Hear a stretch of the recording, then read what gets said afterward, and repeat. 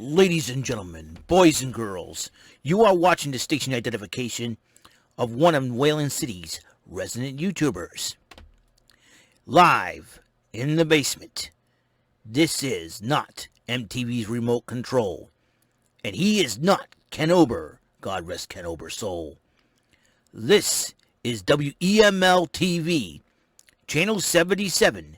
And now here's your host, New Bedford, Massachusetts' own, Mr. Eric M. Lima. Thank you very much, Mr. Announcer. As my personal announcer said, my name is Eric Lima. I am the host of this YouTube channel known as WEML-TV, Channel 77, and it's episode 339. Red Sox and Royals are in a bit of a rain delay, with the Red Sox having a 5-2 lead, and I think it's going into, I think it's 7th inning or something like that. So if they call the game here, they'll call the game there. So we'll see what happens there, and we'll take the win, and we'll take the sweep over the Kansas City Royals, if that's going to be the case. But tonight, I just finished watching AEW. I was going back and forth between AEW and Pressure Luck, and a little bit. So I try to watch the gameplay of Pressure Luck, mostly the spin rounds of Pressure Luck, not only the trivia questions. But, however, AEW, I think it's the last AEW for Daly's Place. Next week there'll be the AEW Road Rager in Miami, Florida. There's some matches there. If you watch AEW, check that out. Chris Jericho kicked off, entering Daly's Place to join for the commentary for tonight's show. And the tag team eliminator matchup with Eddie Kingston and Penta El Zero Miedo versus the Young Bucks. And if Kingston and Penta win the match, they'll get a tag team title shot against the Young Bucks. And boy, Brandon Cutler's trying to do shenanigans. The Good Brothers were out there. They were causing a lot of problems. The Elite has been causing a lot of problems to the point where they took advantage of the fact that Brandon Cutler accidentally hit one of the Young Bucks with his spray, because Brandon Cutler was scared out of his mind. Eddie Kingston and Penta El Zero Miedo took advantage of that situation, and Kingston and Penta did win the matchup, so they'll get a tag team title shot at the Road Rager next week. I'm hoping Penta and Kingston walk out with the belts, seriously. And then then Christian Cage was talking to Jungle Boy about how proud he was of him in last week's title match this past Saturday against Kenny Omega. Luchasaurus and Marco Stunt interrupt the whole thing, and Luchasaurus says, "Thank you for watching Jungle Boy's back." And then Christian goes, "I'm part of Triceratops." He says, "Oh, really?" And they start having an interesting conversation about dinosaurs. Go figure, right? Luchasaurus and Cage, I was like, oh, they're going to be good friends, no problem. And then Tony Schiavone was interviewing Ethan Page, and Scorpio Sky, a.k.a. the Men of the Year. And then Sting interrupts Page, dragging a coffin with him, but Darby Allin emerges from the coffin. Both men attack Page and Scorpio Sky. And Page had a stipulation where I think the week before the matchup, they can't put hands on him or something like that. Ethan Page is a coward. And then they had the matchup, Jungle Boy versus Jack Evans. If Jungle Boy wins, he'd be the first AEW athlete, member of the AEW wrestling roster, to reach 50 wins. Well, Jungle Boy did beat Jack Evans by submission, but after the match, Matt Hardy and Private Party attempt to attack Jungle Boy, but Luchasaurus, Marco Stunt, and Christian Cage prevent that from happening. MJF cut a promo on Guevara, how he's going to beat Sammy Guevara. Alex Abrahantes interviewed Andrade El Idolo, and then he's challenging Matt Seidel, or he says Matt something. I don't know, his brother Jake something or something like that? Will you stop? Matt Seidel in a one-on-one matchup at the Road Rager. Interesting matchup, to say the least. And Tony Schiavone interviewed Kenny Omega, who ran his mouth and said there's no one else to challenge me left. But then the Dark Order came out and interrupted Kenny Omega. And he says there's someone that is number 1 ranked, and he can beat you. And then Kenny Omega says, well, if he doesn't show up, well, guess what? I will bid you adieu and goodbye and all that. So Kenny Omega did walk out. And then Brian Pillman Jr. cut a promo on Miro for the TNT title matchup. And then the TNT title match happened. Brian Pillman went out on a house of like a house of fire on Miro. And of course, Brian Pillman sent Griff Garrison and Julia Hart to the back. to make sure it's a one-on-one matchup, and then in the end, Brian Pillman made a mistake. It cost him in the end. Miro put him in a sleeper hold, Accolade sleeper hold, and Miro did win the matchup. Alex Marvez attempted to interview the Dark Order, but then Adam Page yells at them. He's like, "What are you guys thinking?" All that. I say, "Listen, man, it's your time."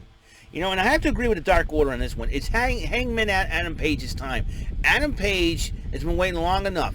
I believe he needs the one to upend Kenny Omega. Omega turns back to Hangman Page. I think Hangman Page needs to make Omega pay.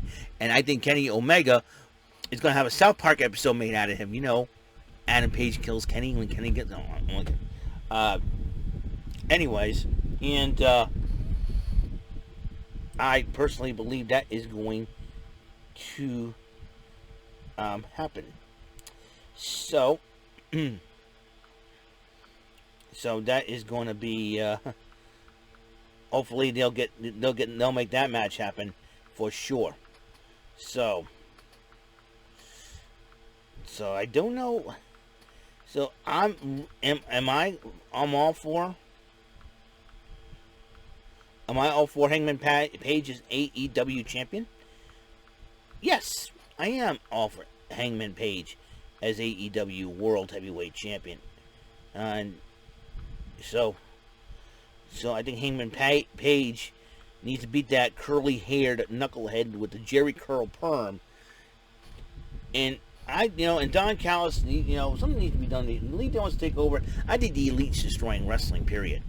And before I know it, they're probably going to end up in the WWE, trying to cause trouble there with AJ Styles and Finn Balor. Finn Balor's, here's the crazy part. I didn't mention this on the NXT episode a few episodes ago. Where's Finn Balor? That's what I want to know. How come he has not shown up in NXT? He has not been on NXT television. Are they waiting for the live crowds to come back and Finn Balor makes an appearance? Who knows what's going through the mind of Finn Balor right now? And ever since he lost to Karrion Kross, it seems like to me Finn Balor's fallen off the map. So we'll find out. But Finn Balor was the original founder of the Bullet Club. So, and the Elite members of that Elite was part of that Bullet Club, mainly the Young Bucks and Anderson and Gallows and freaking Omega. So there's that. And Team Taz with Hook and Hobbs are the only two. And so Team Taz says, that's it. I've had enough. They're going to settle it. Brian Cage, Ricky Starks, July 14th for the FTW World Heavyweight Championship. So that match will be happening. Good call by Taz. And then Nyla Rose and Vicky Guerrero in a women's tag match against Britt Baker, DMD, and Rebel. And Britt Baker and Rebel did win the matchup, but Nyla Rose got angry, attacking both ladies from behind, and put Baker through a table. This is going to be very interesting in this championship when Britt Baker and Nyla Rose do hook up for the championship in the near future. And Jake Hager, Ortiz, and Santana, next week they'll be on the 6 trios matchup against Wardlow and FTR. Wardlow and FTR will have Tully Blanchard in their corner, while Santana, Ortiz, and Hager will have Conan in their corner. And they're really to rip a new one in Wardlow and FTR. Then MJF versus Sammy Guevara. This matchup started off as a wrestling clinic, but then it turned downright ugly to the point where Shawn Spears attempted to interfere. Jericho tries to stop him and cut him out the pass, but then Wardlow attacks Jericho from behind and then distracts the referee to the point where Shawn Spears grabs a stale chair, hits Sammy Guevara in it after many near falls, and MJF just picked up the victory over Sammy Guevara. All I gotta say is Maxwell Jacob Freeman is a slap nut. I hope he gets his butt kicked, but Jericho's going to kick his butt one way or the other. And I'll tell you one thing. Spears and Guevara are going to go at it, and they are going to go at it. It's going to be an all-out war, baby. That's how I'm going to settle. I'll tell you one thing, man. You do not mess with Sammy Guevara. You don't mess with the inner circle. They want to push the buttons and keep going with this thing. Hey, we'll see what happens when they go out finally go out on the road. Congratulations are in order for outside of wrestling news. We know Brandy Rhodes and her husband Cody. That's why you haven't seen them on the show tonight, because they're doting on their on their baby girl, Liberty Iris, and excuse me, and a new couple has been formed. A new power couple has been exists in AEW as Jungle Boy Jack Perry dating Anna Jay of the Dark Order, and that's on Jungle Boy's tweet. Right now, Twitter is all sorts in the fritz right now, so that's why I'm not on it for the time being. So it'll be just that. Well, that's all the time we have on the show. Episode 339. Like I said, on the next episode, I'm going to play one more game of Press Your Luck for Whammy Wednesday. It is 10:12 p.m. That's okay. I got plenty of time, and I'll play the 2019 version of Press Your Luck. On the last Press Your Luck episode, I got my revenge. If you haven't seen it, watch it and to see what's up. All right, then. I will see you tomorrow.